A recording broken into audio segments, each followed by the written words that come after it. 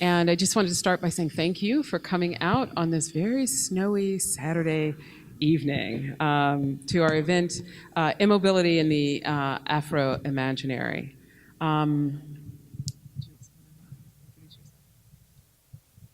you just want to say the URL?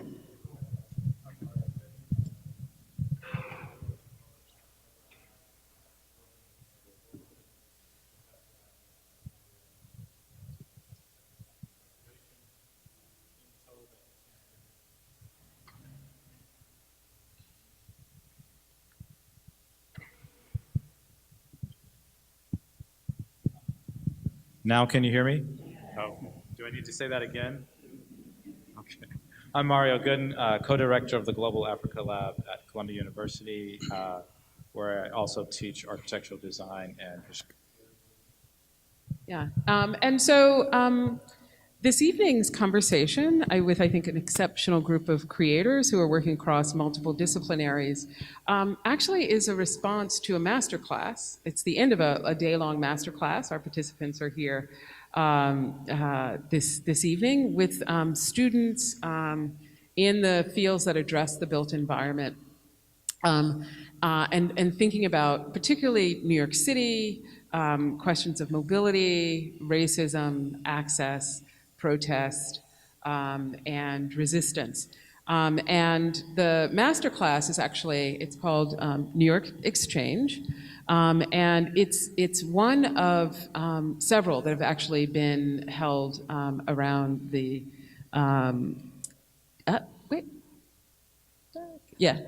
Johannesburg, Dakar, Kampala, Harare, Praia, and Lagos. And these were all done with artists, architects, designers,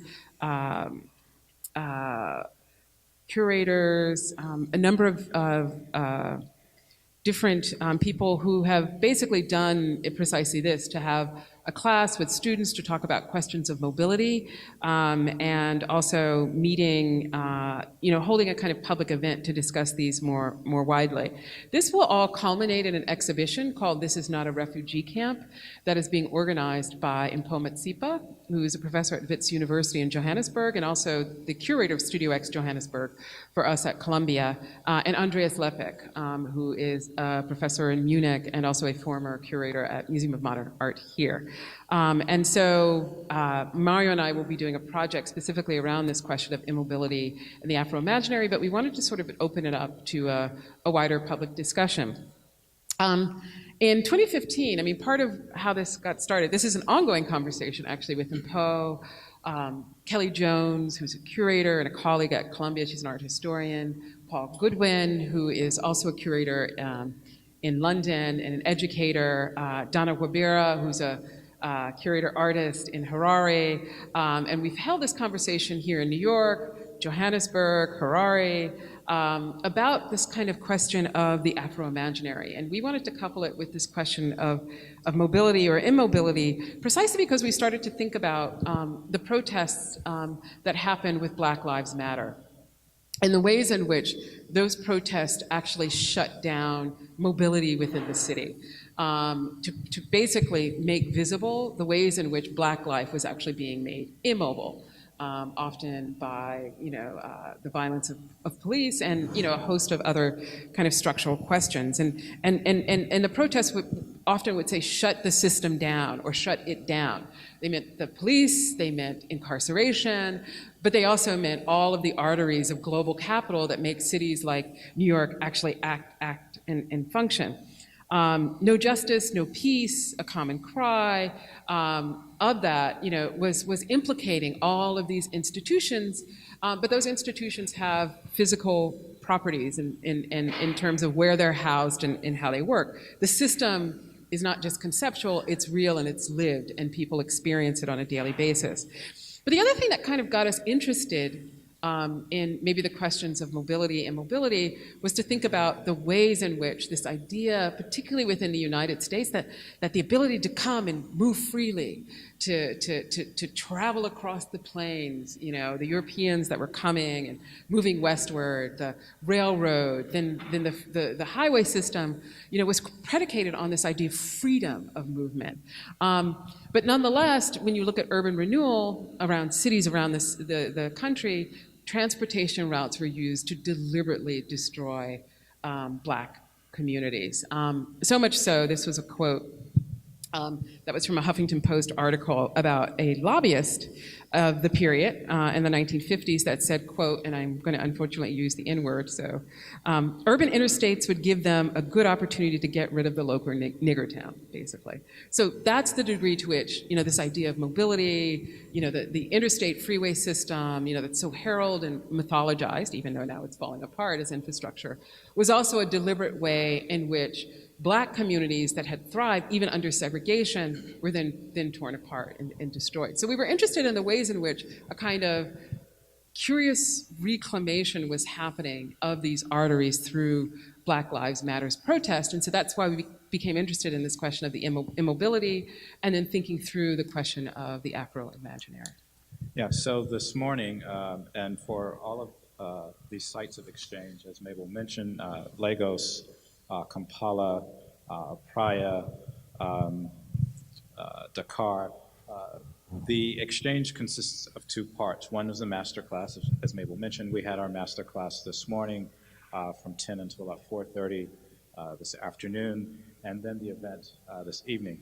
So with the master class this morning, we spent the first part of the master class looking at the sort of historic issues, if you will, regarding urban renewal in New York, primarily under Robert Moses, looking at the decimation, for example, of the Cross Bronx Expressway when it was constructed, looking at the proposal for the LOMEX, the Lower Manhattan Expressway, which would go from West Street across Canal Street, well, the West Side Highway, it wasn't West Street then, across Canal Street, to the Manhattan Bridge, with then a spur to the Williamsburg Bridge. And also, we were looking a little bit at Paul Rudolph's design for LOMEX.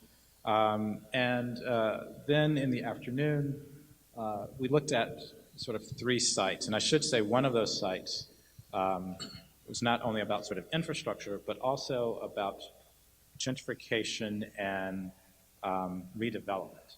So we looked at two infrastructural sites in the afternoon, as well as one development site, which is, now it's being called,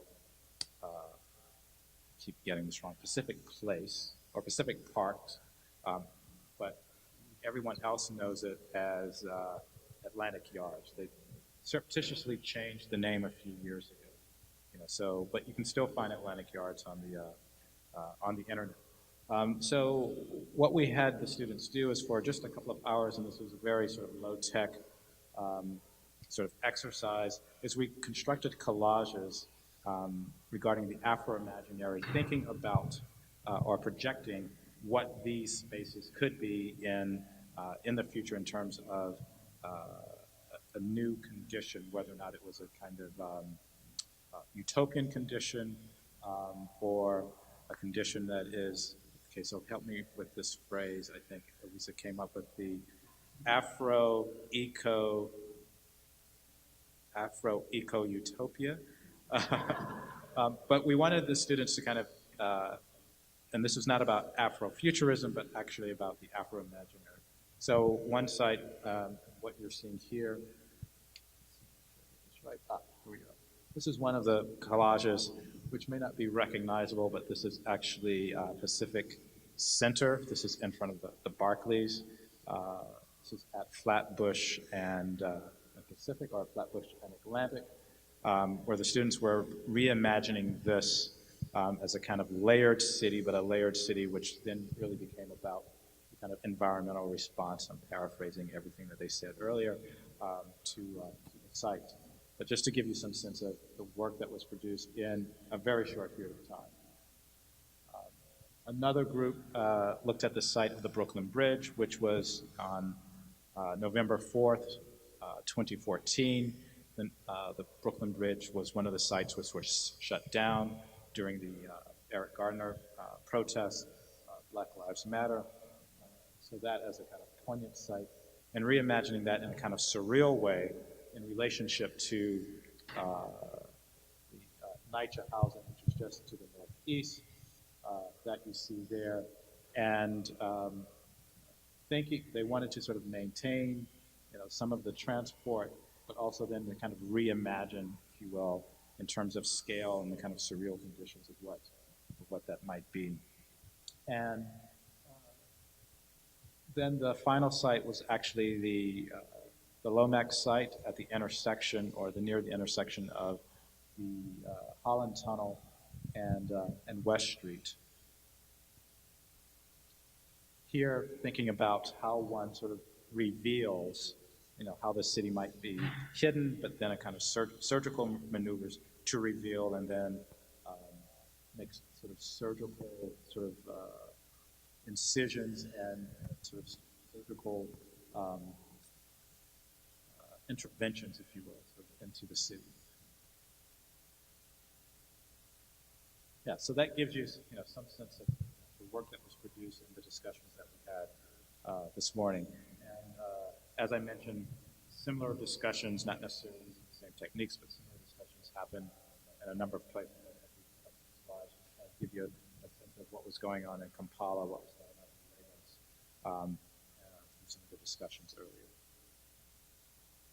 So we're extraordinarily fortunate to have four absolutely brilliant creators with us today who are operating across, I think, multiple platforms, different modalities, publicly engaged, critically engaged. And we thought we would sort of pose a series of questions to the four of them and sort of ask them to respond quickly, and then we would have a public discussion around them. And some of the questions that we asked were how recent protests like Black Lives Matter take over public spaces, particularly streets, to redefine what public means in terms of justice and inequality. And this is very important in particular around the fact that so many of the people who've been murdered, whether it's Eric Garner here, Philando Castile, Sandra Bland, Michael Brown, they were all in transit, right? They were all moving on the street, the sidewalk, right? So this idea of freedom of mobility was, is constantly being challenged. And so what does it mean to be a Black body in public space? What rights does one have in terms of freedom of movement? So given that the murders of Black men, women, and children by police have occurred while in transit, and initiatives like Stop and Frisk are put into place to literally check mobility, what do acts of resistance and refusal achieve? During the era of urban renewal, planners and politicians designed transportation arteries to destroy ghettos in poor neighborhoods that had an adverse effect on Black communities. So what is the future of Black neighborhoods under the specter of gentrification and redevelopment, which I think is a really apropos question to be asking of Harlem at this moment. And then beyond New York City, in what ways should we think about Black mobility, perhaps even thinking about the legacy of different migrations worldwide and the legacies of the slave trade in terms of what that might mean, but also this idea that there might be other kinds of flight, right, particularly within the mind and in other ways. Yeah, so we're joined today by four incredible sort of colleagues. First, we'll hear from Justin Moore. Justin is an associate professor of architecture at Columbia's Graduate School of Architecture, Planning and Preservation in urban design and urban planning. He's an urban designer, architect, and executive director of the New York City Public Design Commission. At the Public Design Commission, his work is focused on prioritizing the quality and excellence of the public realm and fostering accessibility, diversity, and inclusion in the city's public buildings, spaces, and art. Justin is a former senior urban designer for the New York Department of City Planning for over a decade, I believe it was. And he is the co-founder of Urban Patch, a social enterprise based in Indianapolis that focuses on community revitalization and design in American inner cities. Then, following Justin, we'll hear from American Artist. American Artist is an interdisciplinary artist whose work extends dialectics formalized in Black radicalism and organized labor into a context of networked virtual life. Their practice makes use of video, installation, new media, and writing to reveal historical dynamics embedded within contemporary culture and technology. American Artist's legal name change serves as a basis of an ambivalent practice, one of declaration by insisting on the visibility of Blackness as descriptive of an American artist, and erasure, anonymity in virtual spaces where American Artist is an anonymous name unable to be Googled or validated by a computer as a person's name. American attended the Whitney Independent Study Program as an artist and is currently a resident at IBEAM. They have published writing in the New Inquiry, New Criticals, and have had work featured in AQNB and Huffington Post. American is co-founder of the Arts and Politics UN BAG.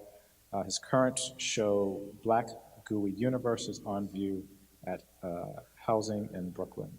And then following American, we'll have, in this order, yeah, Tanashi. Okay, Tanashi, I always butcher your name. Can you say it for me? Because I think I butchered it this morning for the students. Tinashe Mshakalano. Okay. Tanashi is a Zimbabwean writer and editor. He graduated with first-class honors degree in English from Midland State University, obtained an MA in creative writing from Trinity College, Carmarthen in Wales, and completed his PhD in English at the University of Kent in Kent. Since 2015, he's partnered with Nonsi Matuti, who will hear from as well, to form Black Chalk and Company, a creative think tank that manifests in alternative archives, publications, and events. Tanashi is also an award-winning journalist. He was the first recipient of an Innovation Fellowship from Vice Media and Knight Foundation and a 2016 CNN Diversity Fellow. And then last but not least is Nonsi Matuti. Nonsi is also Zimbabwean-born, is an interdisciplinary artist and educator. Nonsi holds a diploma in multimedia art from the Zimbabwe Institute of Digital Arts, and an MFA from the Yale School of Art with a concentration in graphic design. Recently, she has been a resident artist at the Museum of Contemporary Art Detroit, Recess down in Soho, and the Center for Book Arts, both in New York. Nonsi produces project-based works, founding Black Chalk and Company with Tanashi, and as a collaborative team, Nonsi and Tanashi completed a residency at the Kelekekle Library in Johannesburg. Nonsi is currently an assistant professor in graphic design at Virginia Commonwealth University, and both Nonsi and Tanashi are also artists in residence at New Inc. Art and Technology Incubator Program at New Inc. at the New Museum. Okay. All right. So welcome. Thank you very much for being here. And we'll first hear from Justin.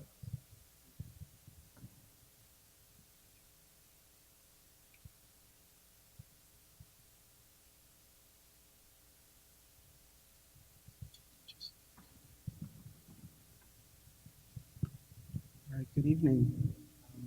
So, as Mario mentioned, I've been working as a designer within the world of government and politics for a number of years now, and I think this conversation about mobility, immobility, is one that I want to try to find a way for us to have a different vocabulary for what we mean by police power. So Black Lives Matter, the common sort of association with that is a police officer exercises the power of the state to kill a black body, and it's often in the conversation of a human being killing another human being with a gun or through some other instrument. But I'm a designer and have and in public policy, really thinking about all the different kind of structural ways that police power happens. So for those of you who don't know, police power is a legal term based on the 10th Amendment. It's part of the Constitution. It says everything that wasn't mentioned in the rest of the Constitution is dedicated to the state to then exercise and determine that power. Now, police power defines that explicitly by saying it is for the purpose of the betterment or improvement of health, morals, safety, or general welfare. So it's a curious question, right, when we take that concept of power being determined by public welfare and what that means and how it's been instrumentalized through a number of different strategies in our cities and in our society. So this image up on the screen is, I just say that's America, right? This is Ville Platte, Louisiana. This is a kind of a very typical picture of what a lot of America looks like, kind of a suburban context. And you have your street, and I've highlighted things in red, which is the right of way, right? So we talk about power. Connected to power are rights. So these lines that some planner, some designer drew at some point are embedded with police power, right? That is what's embedded in that line. So I'm going to cheat a little bit and show a video. It's not, okay. Can I click it? A Ville Platte man and two teenagers are recovering after being hit by a truck. All three men have been charged in that incident, but our Kendria LaFleur explains why they think the driver is the one who should be facing charges. Yeah, he's bad. Scrapes, bruises, even staples. Deontay Williams, Cody Mays, and Tevin Wilson are all out of the hospital, but now facing charges. For me to find out that this guy get to just go home and I get some, well, we all get some misdemeanors and nothing happened to him.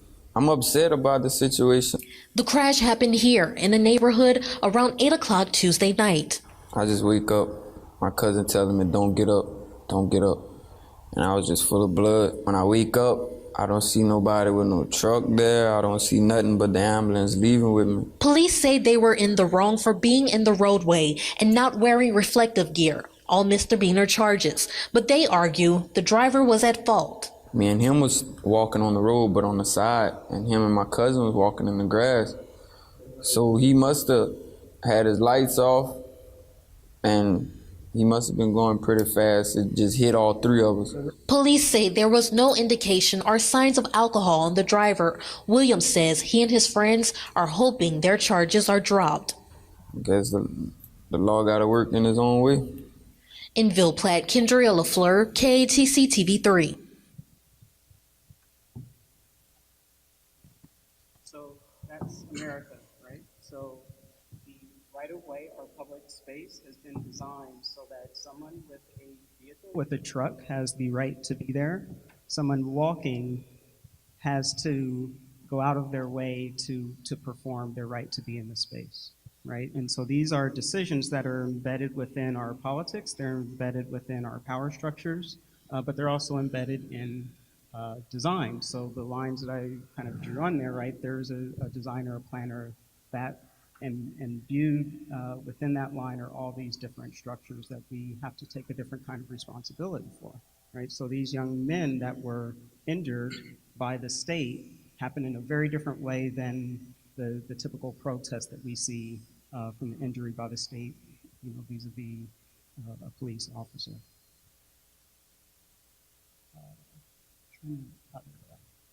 So the other example of this obviously is the kind of larger scale of urban space and politics. I'm from Indianapolis originally. This is an image of a part of inner city Indianapolis. My mom went to the school that's down at the bottom of the image, and this is what.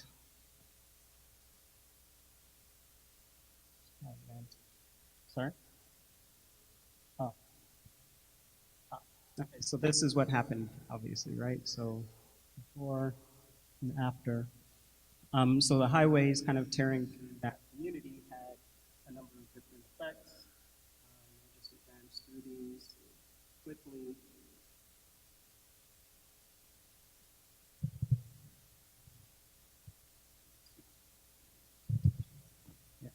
Yeah, you can just click through them pretty quickly.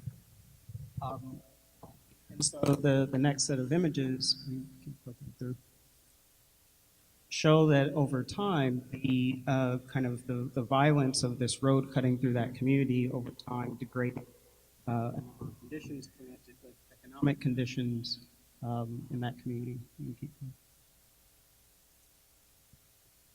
Is that the last one? So this is zoomed in a different scale. I'll keep advancing.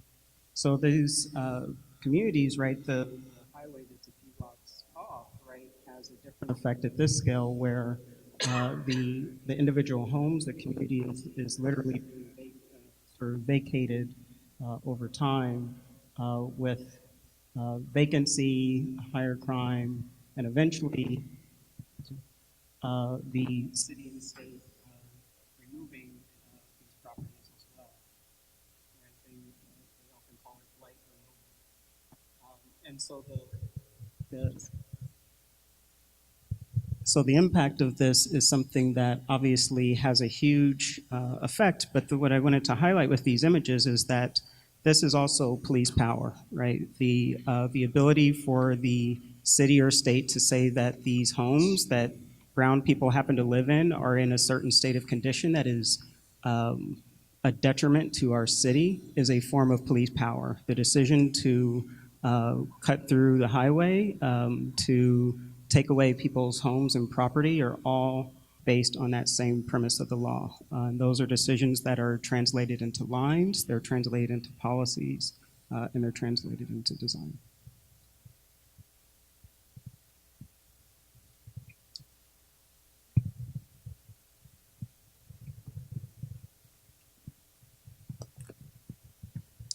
Hi, so Mabel asked us to give kind of a meditation after reading a few texts. And so I wrote something that I want to read that's very much a meditation in that I'm not sure where it kind of points to, but it's something that it reflects many things I've been thinking lately, but in the context of this conversation that we're having today. So, as an online society, understanding the forms of communication and knowledge production brought about by the internet is an ongoing effort. Just as much as the use of online platforms shapes our social behaviors and understanding of contemporary culture, we also shape what is possible within those spaces at any given moment in response to what's happening around us.